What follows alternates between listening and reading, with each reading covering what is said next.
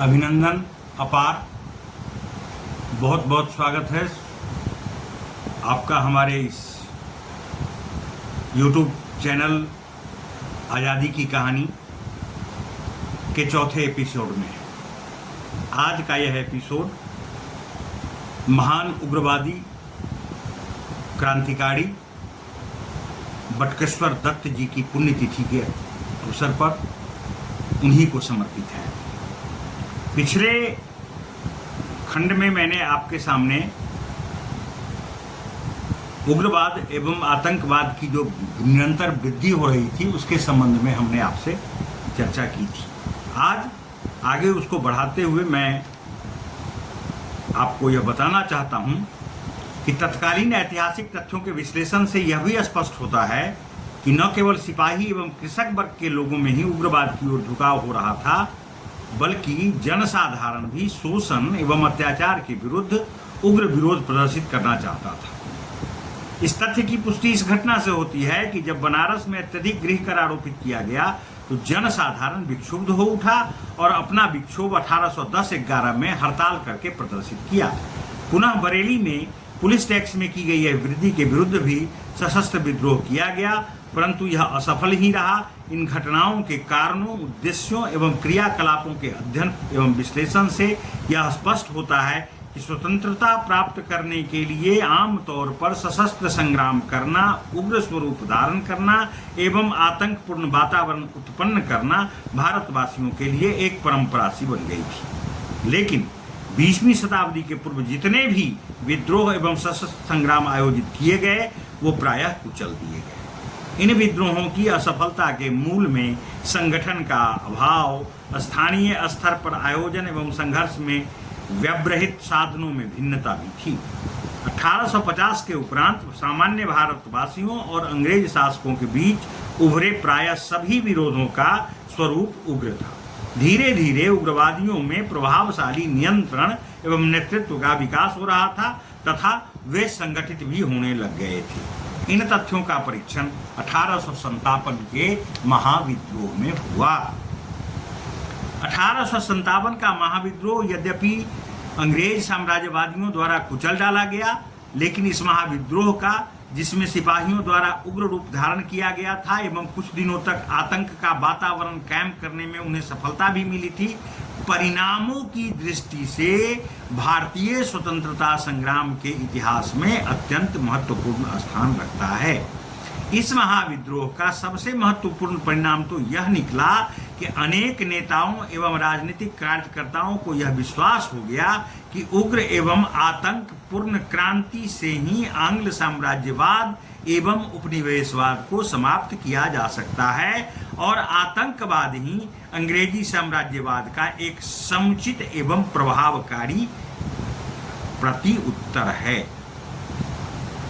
इस महाविद्रोह के परिणाम स्वरूप अंग्रेजों तथा भारतीयों में पारस्परिक कटुता एवं अविश्वास की भावना बढ़ती चली गई। दोनों के बीच एक ऐसी खाई पैदा हो गई जो कभी पाटी नहीं जा सकी। अंग्रेज शासक साम्राज्यवाद की नींव को पुख्ता करने और औपनिवेशिक स्वार्थों की पूर्ति के लिए और भी ज्यादा निरंकुश बन रहे थे एवं भारतवासियों का शोषण करने लगे ताकि वे निःशक्त बने रहें एवं अंग्रेजों के विरुद्ध कोई प्रभावकारी कदम नहीं उठा सके।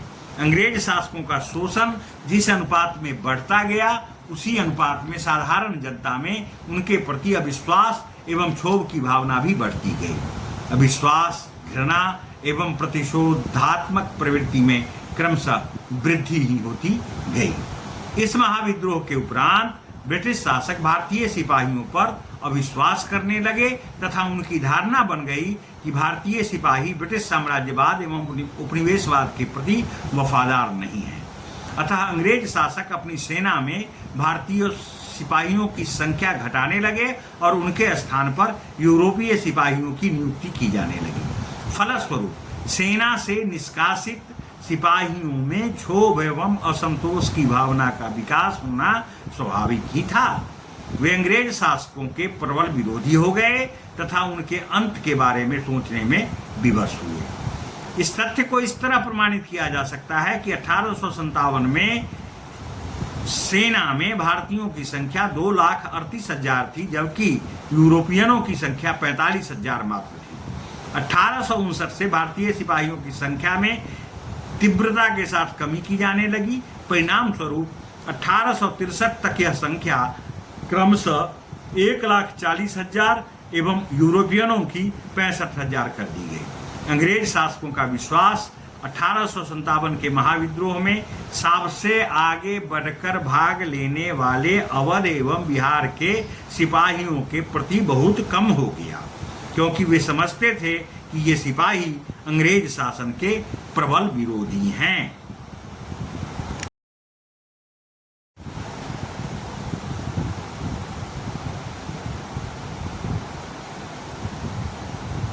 अंग्रेज शासकों का भारतीय सिपाहियों में अवध एवं बिहार के ब्राह्मणों एवं क्षत्रियों की संख्या अधिक से अधिक घटा दी गई एवं उनके स्थान पर सिखों एवं नेपालियों की संख्या बढ़ा दी गई। सेना का पुनर्गठन जात पात की भावना को मद्देनजर रखते हुए किया गया। तीनों प्रेसिडेंसी की सेनाओं को एक दूसरे से अलग रखा गया। ऐसा कदम इसलिए उठाया गया ताकि उनमें एकता एवं संगठनात्मक प्रवृत्ति का विकास नहीं हो पाए। अंग्रेज शासक यह समझते थे कि यदि इन सेनाओं के बीच संपर्क सूत्र बनाए रखा गया तो स्वाभाविक रूप से वे संगठित एवं एकीकृत हो जाएंगे, जिससे ब्रिटिश साम्राज्य को हानि ही होगी। ब्रिटिश शासक अपना आधिपत्य भारतीयों पर अधिक से अधिक बढ़ाना चाहते थे ताकि वे अपने निजी स्वार्थों की पूर्ति अधिक से अधिक कर सकें। इस भावना से प्रेरित होकर 1857 के महाविद्रोह के उपरांत ईस्ट इंडिया कंपनी का राज समाप्त कर दिया गया और एक उद्घोषणा के द्वारा रानी विक्टोरिया का राज आरंभ किया गया। यह परिवर्तन सिर्फ ऊपरी ढांचे में किया गया, आंतरिक ढांचे में कोई प्रभावकारी परिवर्तन नहीं किया गया, क्योंकि भारत पूर्व की ही तरह ब्रिटिश पूंजीपतियों का उपनिवेश बना रहा। इसका परिणाम यह हुआ कि भारतीयों का अब अधिकाधिक मात्रा में शोषण किया जाने लगा। शोषण जिस अनुपात में बढ़ता गया, असंतोष एवं क्षोभ की भावना भी उसी अनुपात में प्रबल एवं सशक्त होती चली गई। अंग्रेजों के द्वारा सर्वाधिक शोषण मध्यम एवं निम्न वर्ग के व्यक्तियों का किया जाने लगा। परिणामतः उनमें प्रतिशोधात्मक प्रवृत्ति भी तीव्र होती गई। उनके भीतर यह विश्वास बढ़ता ही गया कि जब तक ब्रिटिश साम्राज्यवाद एवं उपनिवेशवाद को जड़ से उखाड़ कर फेंका नहीं जाएगा, तब तक वे राजनीतिक एवं आर्थिक दृष्टि से स्वतंत्र नहीं हो सकते। अंग्रेज शासक एवं पदाधिकारी भारतीयों के शोषण का जो कार्य महाविद्रोह के पूर्व परोक्ष रूप से कर रहे थे, इसके पश्चात प्रत्यक्ष रूप से करने लगे। अंग्रेजों का उद्देश्य पूर्ण नीति के तहत राजा महाराजाओं की रियासतों एवं जमींदारियों का छीना जाना अब समाप्त कर दिया गया एवं प्रतिबंधित पुत्र गोद लेने का अधिकार उन्हें फिर से प्राप्त हो गया। ब्रिटिश उपनिवेशवादियों ने देशी राजाओं को अपने शासन का स्तंभ बनाया और प्रशासन में उनको एक सलाहकार के रूप में नियुक्त किया। इसका परिणाम यह निकला कि ब्रिटिश साम्राज्यवाद एवं उपनिवेशवाद के द्वारा संरक्षण प्राप्त होने से यह वर्ग अंग्रेज शासकों के प्रति वफादार बनकर उनमें आस्था रखने लगा तथा अपने निजी स्वार्थ को पूर्ण करने के लिए अपनी जमींदारी में अवस्थित व्यक्तियों का शोषण करने लगा। इस प्रकार के शोषण से भारतीय जनता के मन में व्याप्त क्षोभ की मात्रा में अत्यधिक वृद्धि हुई। वे केवल अंग्रेज शासकों के ही विरोधी नहीं रहे, बल्कि अपने ही देशवासी भूस्वामियों एवं जमींदारों के भी विरोधी हो गए। 1861 में इंडियन काउंसिल एक्ट पारित किया गया, जिसमें उल्लिखित प्रावधान के अनुसार 1862 में पटियाला के महाराजा एवं बनारस के राजा को गवर्नर जनरल की काउंसिल में स्थान प्रदान किया गया। बिहार के विभिन्न भूस्वामियों एवं राजा महाराजाओं को अंग्रेजों द्वारा संरक्षण प्रदान किया गया तथा वे भी बिहार के विभिन्न भागों में अपने अपने क्षेत्रों में अवस्थित रैयतों का व्यापक पैमाने पर शोषण करने लगे। प्रशासन में निम्न एवं मध्यम वर्ग के व्यक्तियों को सम्मिलित नहीं किया गया। निम्न एवं मध्यम वर्ग के व्यक्तियों की सामाजिक, आर्थिक एवं राजनीतिक स्थिति अत्यंत दयनीय हो गई, अतः वे शोषण से मुक्ति चाहने लगे। 1857 के महाविद्रोह का परिणाम यह भी निकला कि भारत के बुर्जुआ वर्ग पर ब्रिटिश शासकों का आक्रमण प्रारंभ हो गया। 1860 में उन पर भारी आयकर आरोपित किया गया। धीरे धीरे प्रशासकों के आक्रमण का स्वरूप तीव्रतर होता गया। बुर्जुआ वर्ग में भी अंग्रेजों के प्रति क्षोभ एवं प्रतिरोध की तीव्र प्रवृत्ति उत्पन्न हुई। इसका परिणाम यह निकला कि 1860 के बाद ही राष्ट्रीय आंदोलन का सूत्रपात हो गया, लेकिन इस आंदोलन से वे अप्रभावित ही रहे। उनका शोषण बढ़ता ही गया और लोगों में प्रतिरोध की भावना उसी प्रकार तीव्र गति से बढ़ने लगी। लेकिन संगठन एवं नेतृत्व के अभाव में वे अपने प्रतिरोध को प्रकट नहीं कर पाए। अंग्रेज शासक अपने खर्च को पूर्ण करने और विलासितापूर्ण जीवन की आवश्यकताओं की प्रतिपूर्ति हेतु नए नए कर भारतीयों पर आरोपित करने लगे। करों का भार जब अत्यधिक बढ़ गया तो करों के विरोध में आंदोलन किए गए।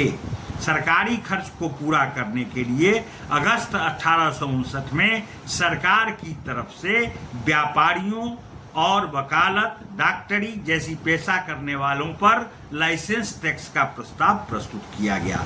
इस विधेयक का विरोध संपूर्ण भारतवर्ष में गैर सरकारी अंग्रेजों एवं भारतीयों दोनों ने ही किया। आंदोलन के तीव्र स्वरूप ग्रहण करने के पश्चात वित्त विशेषज्ञ जेम्स विल्सन भारत आए एवं लाइसेंस टैक्स विधेयक को वापस ले लिया गया। आयात शुल्क में भी कमी की गई, बजट की प्रथा प्रारंभ की गई एवं लाइसेंस कर के स्थान पर आयकर का प्रस्ताव रखा गया। गैर सरकारी अंग्रेजों ने आयकर का विरोध नहीं किया, मगर भारतीय नेताओं एवं कार्यकर्ताओं ने इसका तीव्र विरोध किया। बावजूद इसके आयकर संपूर्ण भारत में अगस्त 1860 को लागू कर ही दिया गया। लागू होने के बाद भी इस कर का प्रतिरोध किया जाता रहा और प्रतिक्रियात्मक दृष्टि से इसे गदर कर कहा जाने लगा। सरकार यह महसूस करने पर विवश हुई कि इस कर के विरोध में देशव्यापी विद्रोह हो सकता है, अतः विद्रोह को शांत करने के उद्देश्य से सरकार ने यह वादा किया कि यह केवल 5 वर्ष तक ही लागू रहेगा। फिर भी आयकर के खिलाफ अनेक स्थानों पर हड़तालें आयोजित की गईं एवं पदाधिकारियों का घेराव किया गया। अंग्रेज समर्थक समाचार पत्रों ने भी भारतीयों द्वारा आयोजित इन शांतिपूर्ण आंदोलनों को विद्रोह की संज्ञा दी और उसके कठोर दमन की मांग की। फलतः प्रमुख नेताओं को गिरफ्तार कर लिया गया, उन पर भारी जुर्माना किया गया या उनको जेल में डाल दिया गया। कठोर दमन के फलस्वरूप तथाकथित यह विद्रोह दब गया, लेकिन अंग्रेज शासकों के प्रति विक्षोभ की मात्रा अत्यधिक बढ़ती चली गई। 1865 में आयकर समाप्त कर सरकार ने अपना वादा तो पूरा किया, लेकिन सरकार ने शोषण के नए नए उपायों का सहारा लेना भी प्रारंभ कर दिया। 1867 में व्यापार एवं पेशे पर 1% सर्टिफिकेट टैक्स आरोपित किया गया, जिसे मार्च 1869 में पुनः आयकर के रूप में परिवर्तित कर दिया गया। लेकिन इस बार असंतोष व्यापक रूप से फैला। भारत के प्रमुख नगरों में इसका प्रबल विरोध किया गया, हड़तालें आयोजित की गईं एवं शोषण का विरोध किया जाने लगा। संपूर्ण देश में एक साथ उद्भूत आंदोलन के सामने सरकार को झुकना पड़ा। इस तरह यह स्पष्ट हो गया कि अंग्रेज सरकार की शोषणात्मक नीति के फलस्वरूप व्यापारी एवं पेशा वर्ग वाले व्यक्तियों में व्यापक क्षोभ उत्पन्न हो गया। यह कहा जा सकता है कि इस आंदोलन के समय भारतीयों ने अपूर्व उत्साह एवं जोश प्रदर्शित किया। उनमें एकता एवं संगठन के भी चिन्ह परिलक्षित हुए। उनमें व्याप्त असंतोष को तत्कालीन अंग्रेज समर्थक समाचार पत्रों ने भी स्वीकार किया। लखनऊ की पत्रिका पायोनियर ने स्पष्ट किया कि भारत में ब्रिटिश सत्ता को पिछले 9 महीनों में लोगों की दुर्भावनाओं के कारण जितना आघात पहुंचा है, वह रण क्षेत्र की आधा दर्जन पराजयों से ज्यादा है। इस समाचार पत्र ने इस तथ्य को स्वीकार किया कि ब्रिटिश भारत के इतिहास में पहली बार सभी वर्गों एवं जातियों में संगठनात्मक प्रवृत्ति परिलक्षित हुई। यह भी स्वीकार किया गया कि भारतीयों की भावना ब्रिटिश शासन के प्रति घृणा एवं द्रोह के रूप में ही परिलक्षित हो रही थी। कलकत्ता से प्रकाशित समाचार पत्र डेली न्यूज ने भी यह स्वीकार किया कि कर विरोधी आंदोलन ने भारतीयों को 1857 के महाविद्रोह की तुलना में अधिक एकता के सूत्र में बांध दिया। जाति, भाषा, धर्म एवं स्वार्थों की विषमता आयकर के मोहन मंत्र के सामने शक्तिहीन हो गई। आयकर ने साम्राज्य की देशी जातियों को एकता का एक असाधारण बिंदु दे दिया था, ऐसा बिंदु जो भारत के इतिहास में पहले कभी नहीं पाया गया था। इस समाचार पत्र ने यह भी स्वीकार किया कि इसने बिहार के लोगों, बंगाल के रैयतों, पंजाब एवं गुजरात के किसानों को ही नहीं बल्कि दक्षिण भारत के लोगों को भी इस विशेष मुद्दे पर एकीकृत कर दिया। शेष अगले एपिसोड में। धन्यवाद, फिर मिलते हैं।